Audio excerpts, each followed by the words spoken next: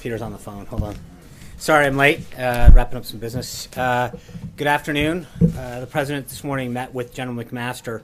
As you know, General McMaster is helping lead the team that's organizing the president's upcoming foreign trip. And this week, the president has been focused on meeting with the team, getting ready for the various stops that he'll be making and meetings that he's going to be having.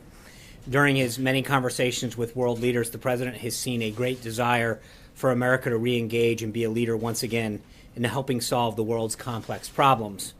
And he's already made moves both behind the scenes with leaders and his public statements to show them that America is reasserting its leadership on the world stage. These visits are another important part of this American resurgence. While on the trip, the president will further our strategic objectives in the region, creating new opportunities that will strengthen the United States and our allies while weakening our enemies. I know many of you are interested in the logistical aspects of this trip, and we'll be trying to have further briefings throughout the week on those aspects of the trip as soon as we can, so stay tuned. Also on the subject of foreign visits, I'd like to announce that the president has invited the Crown Prince of the United Arab Emirates to visit the White House on May 15th, and the Crown Prince has accepted. We look forward to welcoming the Crown Prince and see the visit as an opportunity to deepen cooperation with a key partner in the Middle East. Moving on to domestic matters, the Vice President spent his morning today on Capitol Hill. He met privately with Majority Leader McConnell and also had individual meetings with other senators. The discussions focused primarily on the path forward for the American Health Care Act in the Senate and how the administration can work with Congress to craft a tax reform bill that follows the president's priorities: simplification, providing tax relief to the American families and individuals, and stimulating the economy. The Vice President also attended the weekly Senate Republican Policy Lunch. Later this afternoon, the Vice President will be joined by Second Lady Karen Pence, General McMaster, and Ivanka Trump to welcome more than 150 military families of all branches of service for a reception at the White House. The event recognizes National Military Appreciation Month and National Military Spouse Appreciation Day, which takes place this Friday. The President's cabinet is busy inside and out of the Beltway, speaking on the administration's agenda with local officials and key stakeholders. Secretary of Health and Human Services Dr. Tom Price is in Michigan and West Virginia today, where he will hear from those on the front lines of the fight against the opioid epidemic. Also today, the Justice Department announced that Attorney General will be speaking on opioids on Thursday at a Drug Enforcement Administration 360 Heroin and Opioid Response Summit in Charleston, South Carolina. The DEA's 360 strategy is designed to help cities and surrounding regions deal with the heroin and prescription drug abuse epidemic and the violent crime associated with it. This day-long event, sponsored by the DEA, Anti-Drug Coalitions of America, and the University of Charleston School of Pharmacy, will bring together stakeholders and professionals working in law enforcement, prevention, education, treatment, recovery, healthcare, and emergency response. In Washington, Secretary of Commerce Ross is speaking this afternoon at the 47th Conference of the Americas, which is taking place at the State Department. The event brings together administration officials, distinguished leaders from across the region to focus on major policy issues affecting the hemisphere. Also at the State Department this morning, Secretary Tillerson participated in a signing ceremony for the United States-Georgia General Security of Information Agreement with the Prime Minister of Georgia, a major milestone in security cooperation between our two countries. The President was also pleased to see several top administration officials recently move through the Senate. Last night, Heather Wilson was confirmed to be Secretary of the Air Force, and Governor Branstad was approved by the Senate Foreign Relations Committee to be ambassador to China and is moving on for a vote on the floor of the Senate. The President also looks forward to seeing Dr. Scott Gottlieb, confirmed by the full Senate, to serve as Commissioner of the Food and Drug Administration later today. Finally, with regard to the Paris Climate Agreement, the President has been meeting with his team for quite a while on this matter, and he will not be making an announcement regarding that agreement until after he returns from the G7. With that, I'd be glad to take your questions. Caitlin. Thank you, Sean. We got two questions for you today. The first one is, why did the president wait 18 days to fire Mike Flynn after the White House was informed of his conduct and warned that he was a potential target for Russian blackmail? Because you realize the timing of this makes a lot of people think that he wouldn't have been fired if the story had not come out in the media. Well, I think, first of all, let's look at the timeline. Sally Yates came here on the 26th of January. Then she informed the counsel's office that there were materials that were relevant to the situation. It wasn't until about 7 days later that they had access to those documents. After that time, they did what you should do, frankly, is an element of due process, reviewing the situation. They informed the president right away after they were informed of her giving us a heads up, and ultimately the president made the right decision. But I guess the question, or the point that I would put back on you is, somebody came over, gave us a heads up on a situation, told us there were materials. We were provided those materials 7 days later, reviewed those materials, underwent a process of reviewing the situation, and ultimately the president made a decision, and it was the right one. So I think that the process worked, frankly, when you think of the time in which we had the information to make the decision that the president made. Well, you're saying the president stands by that decision and he made the right decision, but why does he continue to defend Mike Flynn? Well, I don't think it's not a question of defending Mike Flynn or not. Hold on. It's a witch hunt, and he should seek Right. immunity. I think Mike Flynn is somebody who honorably served our country in uniform for over 30 years. And I think, as he's noted, Lieutenant General Flynn was asked for his resignation because he misled the vice president. But beyond that, I think he did have an honorable career. He served with distinction in uniform for over 30 years, and the president does not want to smear a good man. What was his role at the White House in those 18 days? Was he still fulfilling his normal national security advisor duties? Yeah, I'm not going to get back into it. I will say, as I mentioned, the time. Do you think it's worrisome that he was still doing that when he was a potential target No, for but- Russian but blackmail? Can I just, one thing that I think is important to know is let's look at, again, how this came down. Someone who is not exactly a supporter of the president's agenda, who a couple days after this first conversation took place refused to uphold a lawful order of the president's, who's not exactly someone that was excited about President Trump taking office or his agenda. She had been, hold on, Caitlin, hold on, no, Caitlin, let me answer the question. She had come here, given a heads up, told us there were materials, and at the same time, we did what we should do. Just because someone comes in and gives you a heads up about something and says, I want to share some information, it doesn't mean that you immediately jump the gun and go take an action. I think if you flip this scenario and say, what if we had just dismissed somebody because a political opponent of the president had made an utterance, you would argue that it was pretty irrational to act in that manner. We did what we were supposed to do. The president made ultimately the right decision, and I think he was proven that How is she a political opponent of the president? she was. She's the acting attorney general that he kept appointed on. by the Obama administration and a strong supporter of Clinton. So that's now, I think, number 4. So, Jim. Thank you, Sean. Are the canceled meetings a sign the president is vacillating on the Paris Accord and undecided whether to remain in the agreement or withdraw from it? I think it's simply a sign that the president wants to continue to meet with his team, develop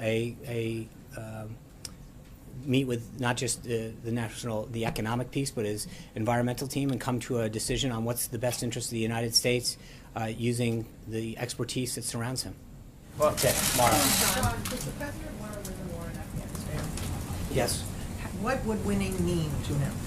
I think reducing the threat, especially when it comes to ISIS and the Taliban.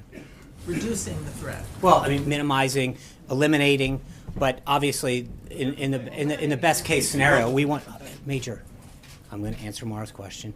I think the answer is that we want to eliminate the threats that are against our national security and pose a threat to our citizens, our allies.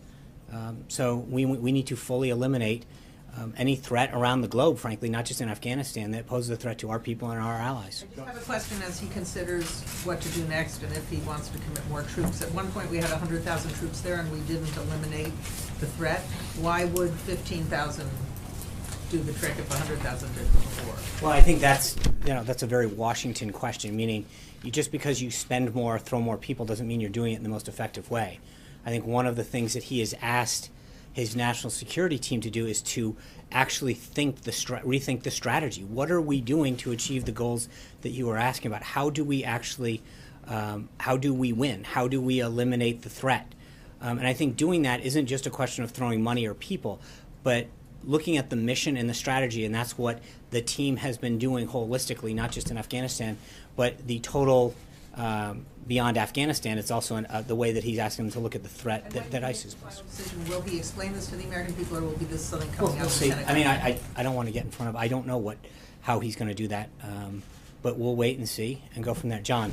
Thanks a lot, Sean. A question about the president's policy concerning Syria. This morning we learned from the Pentagon that the president has approved a plan to directly arm Syrian Kurds against ISIS.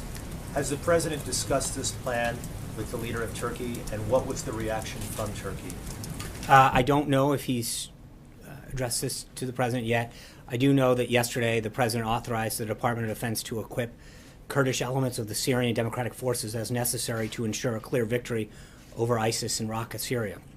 The SDF, partnered with enabling support from U.S. and coalition forces, are the only force on the ground that successfully seize Raqqa in the near future. We're keenly aware of the security concerns of our coalition partners in Turkey. We want to reassure the people and the government of Turkey that the U.S. is committed to preventing additional security risks and protecting our NATO ally. The U.S. continues to prioritize support for Arab elements of the SDF. Raqqa and all liberated territory should return to the governance of local Syrian Arabs. The fight for Raqqa will be long and difficult, but ultimately yet another defeat for ISIS and another step towards eliminating the ISIS threat that threatens peace and security in the region and the world. The Secretary of State is meeting today with his counterpart from Russia today, the Foreign Minister of Russia, Sergei Lavrov. Mm-hmm. Are you expecting any deliverables from that particular meeting? I think we'll have a readout when that's done. Olivia. Thanks, Sean. I got two for you. First, do you expect the Afghan review and the ISIS review to be done by the time the president heads to Saudi Arabia? I don't want to. That's a question that I'm going to leave up to the national security team. I'm not going to. The president's not putting a deadline on that. We're making sure that this is obviously what we announced today is part of that. It is not entirely it, and we will have more as we go forward. I just don't want to pin down a timeline on that. One more. In this briefing, you've talked about the president's desire to, quote, fully eliminate any threat around the globe to U.S. interests. You've talked about the United States wanting to re-engage and be a leader once again and reasserting its leadership on the world stage. Some of the president's supporters are going to hear in those comments maybe a bad omen about the president changing his mind and becoming more interventionist. Not saying he wasn't going to be interventionist because he talked about ISIS a fair amount, but what would you tell them about, is he going to embark now on nation building? Is he going to deepen American involvement in conflicts in Syria and Afghanistan and elsewhere? No, I appreciate that. I think that his priorities remain the same, but he's going to do what he can to make sure that he protects the country and our people and threats that directly affect the United States. Brian. Thank you. Just following up, and correct me if I'm wrong, I know you will, but the day after it was announced that he was under investigation, Flynn, he met with, if I'm correct, with Pence and the Russians on a phone call. So while he's under investigation, why is he being allowed to participate as a national? I really don't recall the schedule from that day, Brian's up. But the point is, again, I think this is, look, I answered the question a moment ago, but I think as I went through the timeline, Sally Yates came over here, gave us a heads up, provided us the opportunity, made it very clear that materials were available for the council to review. But and we followed that process. And within 11 days after that, we accepted General Flynn's resignation that the president had asked for. But the point being, while he's under investigation, I understand, but what is look, he? we're not going to relitigate the past on this. I think we've been very clear as to what happened and why it happened. I think the president made the right decision, and we've moved on. Like.